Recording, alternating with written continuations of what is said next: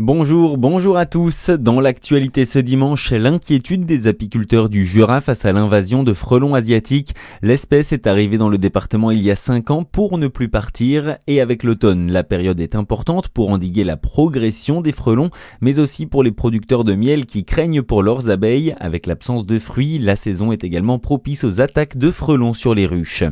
Grippe aviaire, une exploitation de la vallée de l'Ouche contrainte d'arrêter la production de volailles. C'est dans son exploitation de Bligny-sur-Ouche que Valérie Desfaites a donné l'alerte au service vétérinaire mardi dernier.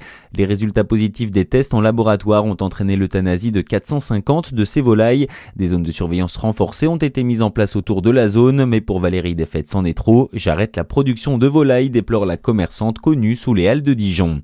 Également dans le reste de l'actualité, le Rassemblement national est plus que jamais le grand favori de la présidentielle de 2027. Résultat du dernier sondage Elab pour BFM TV. Plusieurs configurations ont été testées pour le premier tour et c'est bien le Rassemblement national qui est à chaque fois en tête avec plus de 34% des voix. Notez également que l'ancien Premier ministre Édouard Philippe recule et que l'insoumis Jean-Luc Mélenchon progresse de quelques points à 1 an et demi du scrutin. En attendant, ce sont les débats sur le budget qui se poursuivent à l'Assemblée. Si nos oppositions veulent censurer, elles censureront. Je suis très lucide, promet Sébastien Lecornu dans une interview à plusieurs journaux. Le Premier ministre estime que la seconde lecture du budget à l'Assemblée nationale sera le moment de vérité.